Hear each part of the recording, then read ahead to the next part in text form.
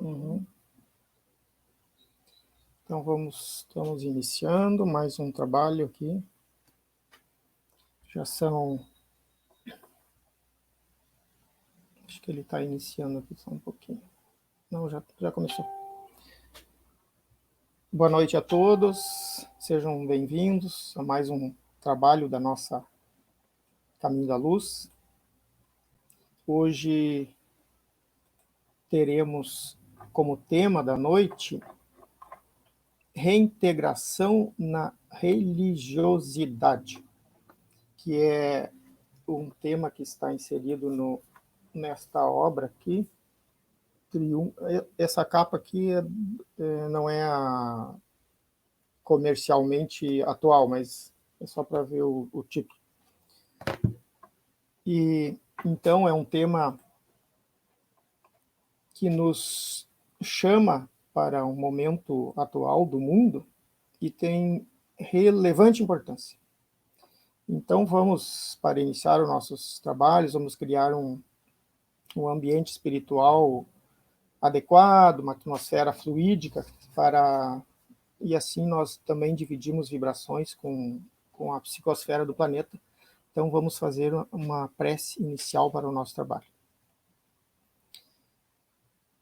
Mestre Jesus, espíritos amigos bondosos que nos acompanham neste momento, pedimos a vossa companhia, o vosso envolvimento, que envolva-nos todos, mestre amigo, em seus braços de amor e de luz, dando-nos serenidade nos pensamentos, tranquilidade no coração, para que possamos, envolvidos a todos que estamos neste momento, mentalmente, e para que possamos irradiar energias de amor, de bondade, de fraternidade, a todos que estão à nossa volta e também para o planeta, tão necessitado neste momento.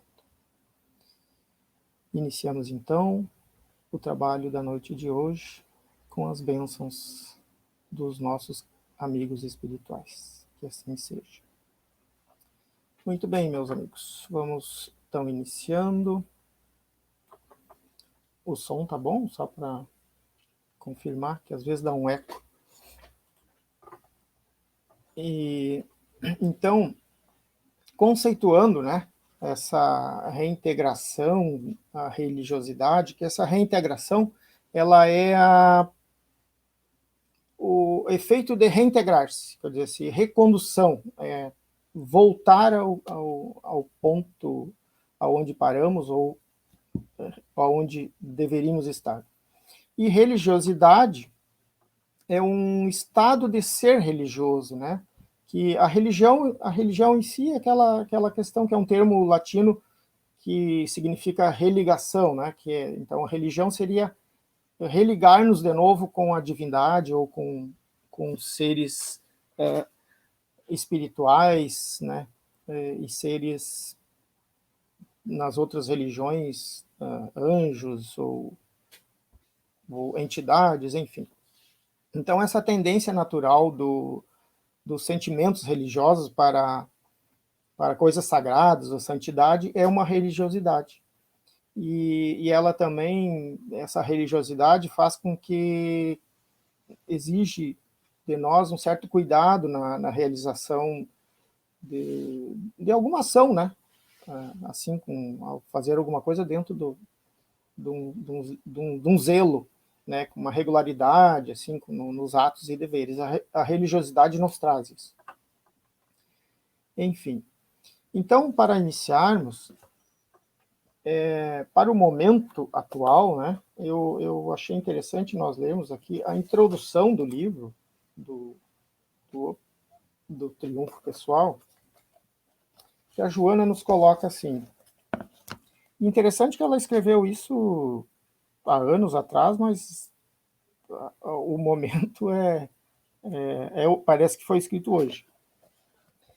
Nunca houve tão grande invasão, né, de problemas e transtornos de comportamento como nestes admiráveis dias de telecomunicação e conquistas virtuais.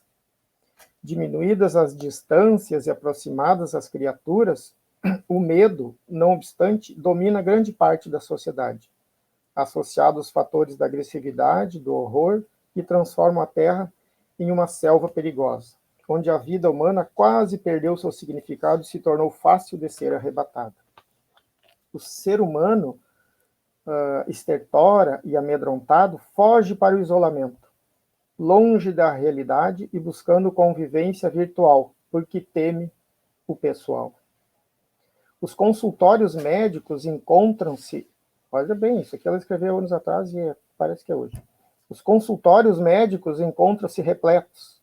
Os hospitais do mundo apresentam-se sempre superlotados, sem vagas para os contínuos contingentes de enfermos e os gabinetes de análise de psicoterapia, as clínicas psiquiátricas não conseguem atender convenientemente a clientela volumosa.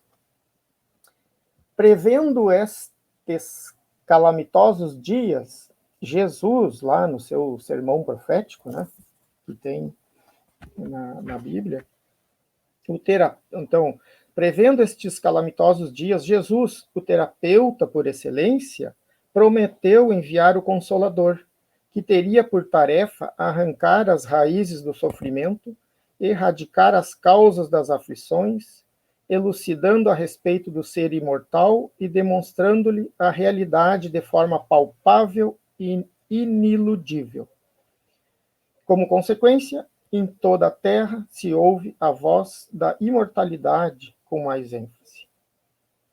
Então, a Joana coloca, para esse momento, que quando Jesus, no momento atual do mundo, né, e ela coloca isso com muita propriedade, eu achei muito interessante, porque esse livro ele foi escrito em 2002, eu acho. E então parece que está falando do momento atual. E nesse sermão profético em que Jesus previa esses acontecimentos, que seria do fato da transformação do mundo em provas e expiações para a regeneração, que é um assunto que se fala muito no Espiritismo. Então, Jesus Cristo prognosticou esses acontecimentos que adviriam nos séculos, né, para frente, na época dele, e com o objetivo básico de exteriorizar que a mensagem cristã era de promover a reforma moral e espiritual da humanidade, com fundamento na sentença, que é importante. Então, o sermão profético de Jesus tinha um fundamento na seguinte sentença: amar a Deus sobre todas as coisas e ao próximo como a si mesmo. Então, a reintegração na religiosidade temos que ter como base, como fundação, como base, essa sentença: amar a Deus sobre todas as coisas e ao próximo como a si mesmo. Então, aí nós partimos da nossa grande empreendimento, da nossa obra, baseado nesses fundamentos iniciais. E aí nós conseguimos nos reintegrar na religiosidade de fato, com essa base. Mas amar a Deus, veja, não é amar um personagem ou amar alguém, né? E muito, mesmo quando Jesus, também o pessoal, tu ama Jesus, ama, então não é o Jesus o personagem, mas é o seu ensinamento. Por exemplo, todo aquele que observa, conhece e cumpre as leis divinas, né, ama a Deus. Então, não está relacionado a amar alguém, né, está relacionado a de que maneira tu vive, de que maneira tu pensa, de que maneira tu age, como tu trata os teus próximos, como tu trata os teus irmãos, que conceito tu tens sobre o mundo, sobre a natureza, sobre a vida espiritual. Então, uma pessoa, mesmo não tendo religião nenhuma, ou não seguindo religião nenhuma, sendo um cumpridor das leis e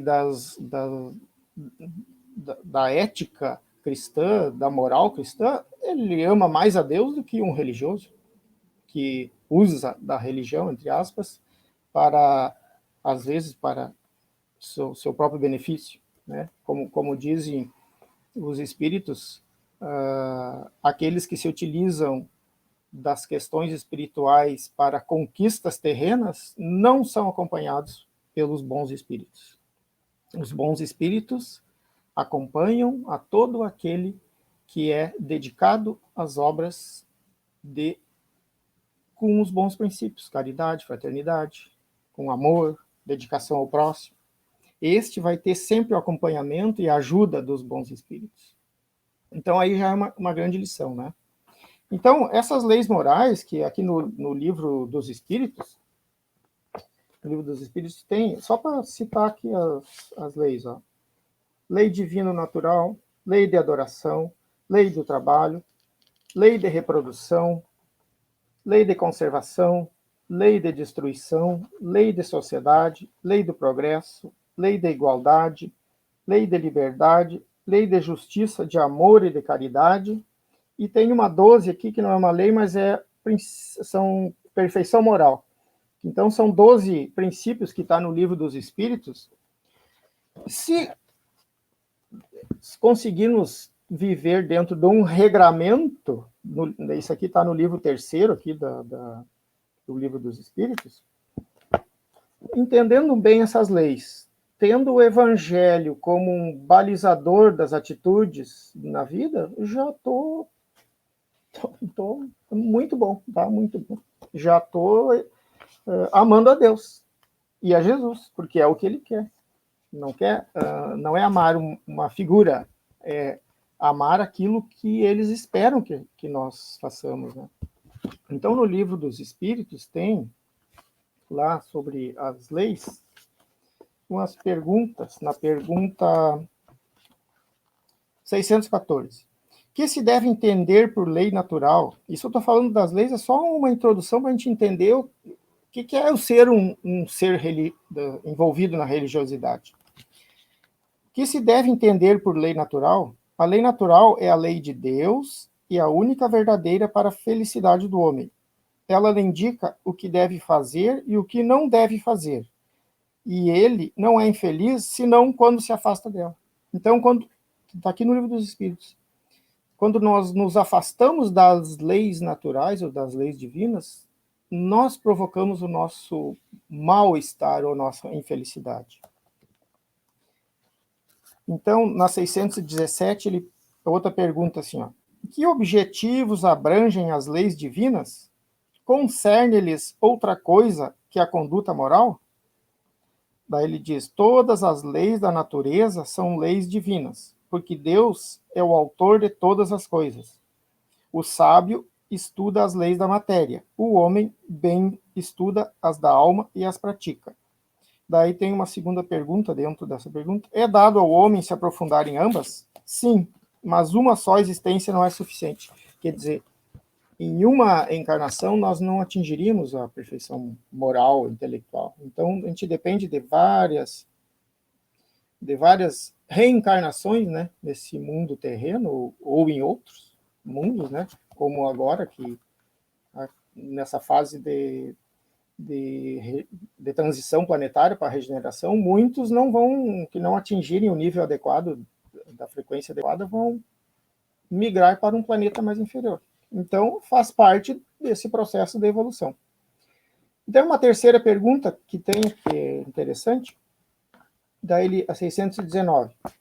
Deus deu a todos os homens os meios de conhecer a sua lei? Quer dizer, é uma lei vamos dizer assim, aberta, né? Não são leis para os eleitos somente. Todos podem conhecê-la, mas nem todos a compreendem. Os que a compreendem melhor são os homens de bem e aqueles que querem procurá-la. Entretanto, todos a compreenderão um dia, porque é preciso que o progresso se cumpra. Então, naturalmente, todos nós entenderemos dessas leis em algum momento. seja por vontade própria ou seja porque o universo está te empurrando, como agora nesse processo de transição planetária. Então, esse amor a Deus, que é o básico para essa reintegração na religiosidade, é seguir todo essa legislação ou esse regramento espiritual ou social que Jesus nos propõe e nos coloca há muito tempo. Tem até aquela passagem de Jesus que ele conversa com Simão Pedro, em João 21, que ele diz: Simão, Jesus falando, né? Simão, filho de Jonas, amas-me mais do que estes, que eram os outros apóstolos e alguns outros que estavam. E ele: sim, Senhor, tu sabes que te amo. E daí Jesus: apacenta as minhas ovelhas. E aí Jesus perguntou de novo: Simão, filho de Jonas, amas-me? Daí ele disse: sim, mestre, já falei, né? E daí eles: então apacenta as minhas ovelhas. E aí Jesus pergunta mais uma vez: Simão, filho de Jonas, amas-me? E daí o Simão, já meio entristecido pela insistência, disse, não estava entendendo por que a insistência, e disse-lhe: Senhor, tu sabes tudo, tu sabe que te amo. E daí Jesus diz: apacenta as minhas ovelhas. Mas o que Jesus estava querendo dizer com isso? Quando nós falamos em amar a Deus e esse envolvimento na religiosidade, não é uma tarefa simples. É como Jesus estava falando para o Simão: tu me ama mesmo? Quer dizer, ele fez o Simão pensar, sim, não é uma pergunta simples. Tu me ama? Ah, sim, te amo. Tá, não, mas tu me ama mesmo? Tu sabe de todas as tarefas e os problemas que surgirão na caminhada? Nós vamos ter que aguentar essa no nosso mundo geral, né? Porque às vezes nós somos mal interpretados, somos julgados, as pessoas às vezes nos colocam em situações embaraçosas e parece que a fraternidade não prospera nesse mundo. Então, quando Jesus pedia insistentemente: tu me amas, é a mesma coisa que está dizendo para nós hoje: tu amas a Deus? Sim, amo. Tá, então tu sabe que tu vai ter que cumprir toda essa listinha de leis aqui, todo esse regramento. Não é uma tarefa simples. Nós temos que nos conter, temos que crescer, temos que evoluir como pessoa, evoluir como ser espiritual, temos que participar da sociedade como colaboradores, seja de qual forma, entidade, enfim, nós temos que ser, como diz, partícipes da evolução social do mundo e de nós mesmos. Então, todo tarefeiro, né, dentro da sua bondade, uma pessoa que ama Deus. Mas a Joana coloca assim que o ser humano é um animal essencialmente religioso, em razão de sua procedência. Então, quando alguém diz bom dia, durma bem, seja feliz, ela coloca assim, a pessoa está exteriorizando a sua procedência espiritual, o seu sentido religioso existencial, né? Então ele expressa, são falas ricas de desejos saudáveis. Isso é o que a pessoa é. Ela expressa aquilo que ela é. Igualmente, quando alguém fica praguejando, amaldiçoando, do mesmo modo, exterioriza a precedência espiritual do que ele é predominante.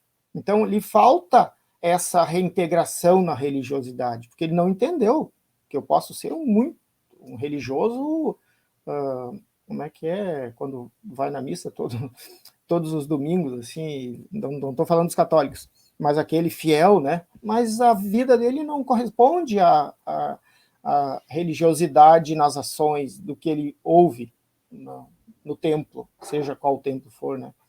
Então toda a história cultural do ser humano está fundamentada nesses mitos, nas crenças, nas heranças do processo evolutivo, né? E essa escala de valores morais, espirituais, que contribui para o nosso equilíbrio, vão sendo amadurecidas ao longo de várias encarnações, ou existências corporais, né, como se diz. Então, a hipótese espírita da reencarnação explica os fatores causais, assim, as causas dos transtornos ou sofrimentos atuais. Esse conhecimento deste fato, que alguns podem atribuir como uma hipótese, né? Que a hipótese é aquilo que pode é o que se apresenta, sendo verdade ou não, mas é o que se apresenta. Então, para aqueles que não acreditam, que não aceitam, sofrem mais, porque nem tudo fica explicado. E a reencarnação, esse fato que nos ocorre há muitas encarnações, para nós chegarmos aqui hoje com essa habilidade de inteligência na tecnologia, nas questões sociais, morais, nós já reencarnamos muito. É só verificarmos o que era a humanidade, não digo nem pré-história, mas na idade dos bárbaros, por exemplo. Então, a Joana diz, o esforço que se deve empreender para o indivíduo conseguir a sua reintegração religiosa é valiosa e tem caráter de urgência. Então, e ela bota uma questão interessante. Essa reintegração, bem se vê, não faz pressupor-se uma vinculação a tal ou qual confissão religiosa, que predomine na consciência geral, mas que melhor atenda aos quadros de valores e necessidades de cada pessoa. Então, todas as religiões são úteis. E todos vão ser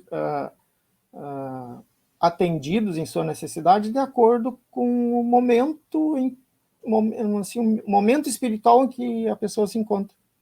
E a Joana coloca aqui, ó, que ela diz assim, ó, o Jung, quando atendia os seus clientes no consultório, perguntava qual era a religião que professavam, e recomendava que buscassem os seus sacerdotes, seja qual for, lá da religião que professavam, para se confessar, comungar, receber absolvição, etc. Para terem maior integração aos postulados evangélicos, que lhes poderia servir de suporte para se precaverem, né, se precatarem das amargas experiências que teriam logo imediatamente.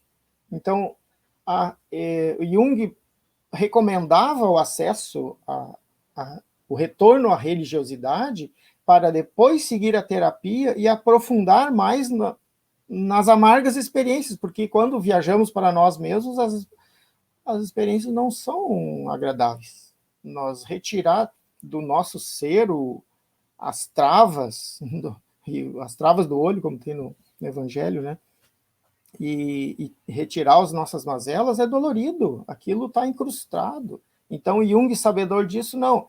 Se utilizava dos fatos da religiosidade para que a pessoa tivesse reforço para entender os males que estava vivendo, né, ou praticando. Então, o apoio, então nisso a religiosidade ela nos dá um apoio terapêutico, né? E a Joana coloca assim: o homem que crê tem muito mais possibilidades nos vários compromissos existenciais do que aquele que vive atormentado pela dúvida ou não crê. Então, assim, ó, o homem que crê tem muito mais possibilidades nos compromissos existenciais do que aquele que não crê em nada, porque ele é mais seguro, ele tem mais propósitos. Então, é mais ou menos assim, quando alguém enfrenta uma batalha sem a certeza da vitória, já perdeu uma grande percentagem da possibilidade de triunfar. E esse nosso envolvimento com a religiosidade, e eu falo religiosidade, que às vezes os jovens hoje até também não entendem muito, que eles acham que é relacionado a cultos, né? Não, a religiosidade é o meu ato de ação e de agir e de pensar no todo dia. Né? Quem eu sou durante todos os dias, e não só no culto. Essa é a que a Joana coloca, essa religiosidade em todos nós. Então, quando nós temos essa, vamos dizer assim, essa certeza da continuidade da vida, temos a certeza do amparo espiritual, temos a certeza de que Deus é o provedor de tudo e só pensa em nosso bem, né, que os espíritos amigos estão sempre conosco. Então, isso nos dá um reforço, inclusive agora, nesse momento de que tantas pessoas estão perdendo entes queridos pelo Covid, e não é falar uma questão rasteira, assim, tu vai dizer para alguém que perdeu um ente querido, dizer, não, a vida continua, ele não morreu, ele está bem. Não, a pessoa está dolorida, isso não é um conceito, mas a religiosidade, que se a pessoa está envolvida com isso, ela suporta com muito mais força e reforço moral. Quer dizer, ela não vai se abalar profundamente de se entregar, desistir da vida, vamos dizer assim. Ela vai continuar, ela sabe que Deus não faz nada injusto, né? Tudo tem um propósito, todos os aprendizados. Deus trocou o que estava previsto, isso o Divaldo falou e tantos outros, estava previsto uma guerra nuclear e foi trocado por um vírus. Mas o vírus é para chamar a atenção das pessoas para os acontecimentos e a mudança. Nós temos que mudar, então, essa ligação, então, o que acontece, então, assim, ó, o que acontece fora tem a ver com o que se passa no íntimo do indivíduo, de cada um. Assim, quando nos iluminamos, né, com esse envolvimento na religiosidade, contribuímos em favor de nós mesmos e do grupo social e do mundo geral. Porque imagina alguém com conhecimento e esse reforço. Nós conseguimos conversar e atender, envolver fraternalmente essa pessoa, acalmando-lhe o coração, dando um sentimento de esperança, né? Então, essa função religiosa, a conscientização espiritual, vamos dizer assim, torna-se um excelente resultado terapêutico, né? Auxiliando o ser humano a crescer e desenvolver o seu Deus interior, e depois internalizado esse Deus interior, com todas as sabedorias necessárias e compreensões, depois nós projetamos isso para o mundo. O que é um espírito superior? O que é Jesus? Ele exterioriza a divindade que já está nele. Ele já sabe as leis, já sabe como viver. Então, a religiosidade nos dá o discernimento do bem e do mal e faz com que nós saibamos a melhor forma de agir, com segurança e não dúvidas, né? E não vamos ser Maria vai com as outras, como dizem, né? A gente sabe aonde vai e nós temos essas questões de... Não é assim um prêmio, né? A gente sabe o resultado que é, que ganho temos em cumprir as leis divinas. Nós ganhamos em bem-estar, em felicidade e num mundo melhor, e quando desencarnarmos e chegarmos no mundo espiritual, os ganhos também são enormes. Então, não é fazer por esta troca, mas conhecedor dos fatos e conhecedor dos assuntos do mundo espiritual, nós temos esse ganho, né? Então, quando o Jesus falou e diz assim, porque isso tudo exige assim, tudo exige um certo esforço, né? Então, a adoção de uma conduta religiosa que trabalha o indivíduo, ele edifica assim, o bem-estar, e é um valioso contributo para a psicologia, para a saúde. Quer dizer, se a gente fosse falar aqui só sobre religiosidade e saúde, daria outra palestra, porque a nossa saúde física, emocional, psicológica está extremamente ligada nas questões da religiosidade e todos os seus fundamentos, né? E não só frequentar uma uma escola religiosa, ou enfim, um templo. É viver e vivenciar aquilo que se aprende. Então, Jesus coloca assim, e por se multiplicar a iniquidade, o amor se esfriará de quase todos. Aquele, porém, que perseverar até o fim, esse será salvo. E aqui nos prolegômenos, isso aqui é interessante, que é bem no início do Livro dos Espíritos, eles colocam assim, os prolegômenos: é com a perseverança que chegarás a recolher o fruto do teu trabalho. O prazer que experimentas vendo a doutrina se propagar e ser compreendida te será uma recompensa da qual conhecerás todo o valor, talvez mais no futuro do que no presente. Não te inquietes, pois, com as sarças e as pedras que os incrédulos ou os maus semearão sobre teu caminho. Conserva a confiança, com confiança tu chegarás ao fim, e merecerás ser sempre ajudado. Olha esse ponto, merecerás ser sempre ajudado pelos bons espíritos.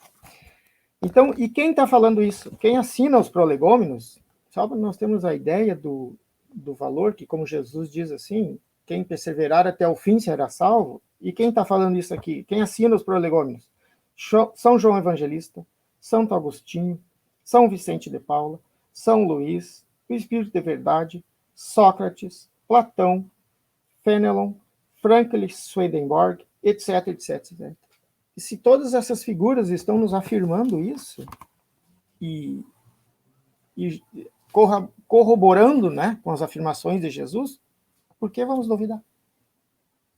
Então, que nós todos possamos nos religar na religiosidade novamente e tentar viver e vivenciar as leis e os propósitos que Jesus e essa doutrina maravilhosa que nos propõe, tem tantas obras de fundamento, que nós possamos todos vivenciar isso no nosso dia a dia, aí seremos seres realmente religiosos, né? Agradeço a todos, então, a participação e vamos para a nossa prece de encerramento.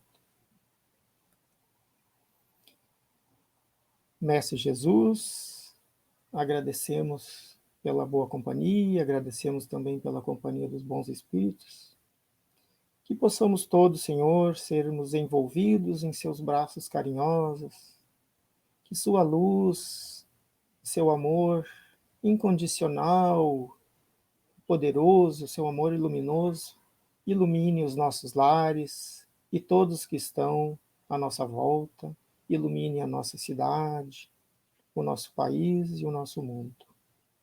Que as mãos do nosso Pai Celestial envolve a todo este planeta tão necessitado de amor e fraternidade neste momento.